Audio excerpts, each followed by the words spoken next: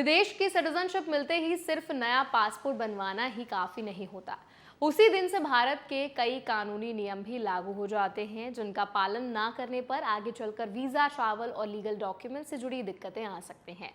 हाल ही में सामने आए आंकड़ों के मुताबिक साल 2024 में 2 लाख से ज्यादा भारतीयों ने अपनी इंडियन सिटीजनशिप छोड़कर फॉरेन सिटीजनशिप अपनाई। लेकिन सबसे जरूरी सवाल ये है कि उसके बाद कानून क्या कहता है, कौन कौन से डॉक्यूमेंट्स जमा करने होते हैं, कितने दिनों के अंदर कौन सी प्रोसेस पूरी करनी होती है और फ्यूचर में भारतीयों को किन बातों का खास ध्यान रखना चाहिए। आज इन्हीं सारी चीज़ों को हम आसान भाषा में इस वीडियो में समझने वाले हैं। तो चलिए फिर जल्दी से वीडियो को शुरू करते हैं।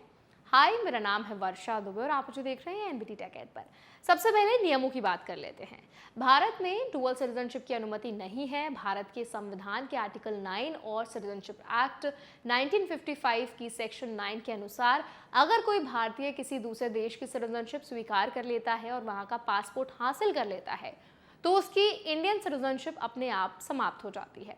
यानी उसके बाद वो कानूनी रूप से इंडियन सिटीजन नहीं माना जाता, चाहे उसे अलग से सिटीजनशिप छोड़ने की कोई घोषणा की हो या नहीं। यही कारण है कि फॉरेन सिटीजनशिप मिलने के बाद सबसे पहला काम होता है इंडियन पासपोर्ट को सरेंडर करना। इसके साथ ही Indian passport, voter ID card और राशन कार्ड जैसे इंडियन आइडेंटिटी डॉक्यूमेंट्स भी नियमानुसार जमा करने होते हैं। अगर कोई व्यक्ति फॉरेन सिटीजन बनने के बाद भी इंडियन पासपोर्ट का इस्तेमाल करता है तो ये भारतीय नियमों का उल्लंघन माना जा सकता है और आगे पेनल्टी या दूसरी कानूनी कार्रवाई का कारण बन सकता है। इसके बाद अगला जरूरी कदम है EFRRO पोर्टल पर इशू ऑफ न्यू वीजा के लिए आवेदन करना।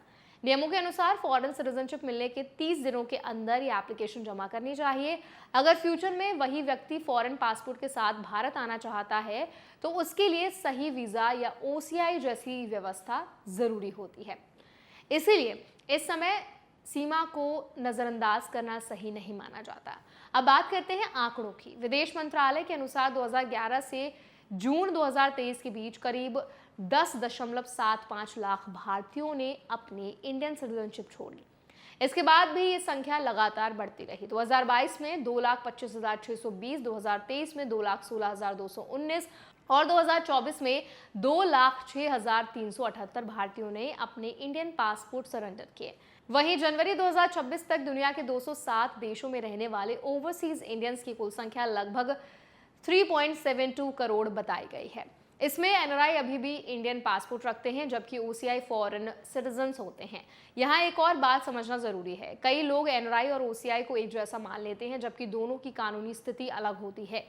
NRI भारतीय नागरिक होते हैं जो विदेश में रहते हैं और उनके पास इंडियन पासपोर्ट होता है।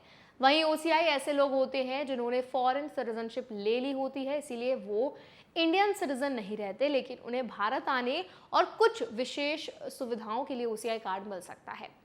अगर आप या आपका कोई परिवार का सदस्य फ्यूचर में फॉरेन सिटीजनशिप लेने की योजना बना रहा है तो सबसे जरूरी सलाह यही है कि केवल पासपोर्ट बदलने पर ध्यान ना दें। इंडियन पासपोर्ट समय पर सरेंडर करें, सभी जरूरी आइडेंटिटी डॉक्यूमेंट्स की प्रक्रिया पूरी करें, 30 दिनों के अंदर आवश्यक वीजा एप्लीकेशन दाखिल करें और आगे भारत आने के लिए सही इमिग्रेशन कैटेगरी का इस्तेमाल करें।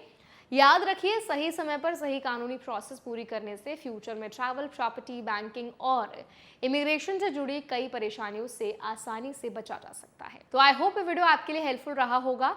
अब इस पूरे वीडियो पर आप क्या टेक रखते हैं, आपकी राय क्या है, कमेंट्स में ड्रॉप कर दें। ऐसे और वीडियोस के लिए हमारा चैनल NBT Tech Ed को भी जरूर सब्सक्राइब करें।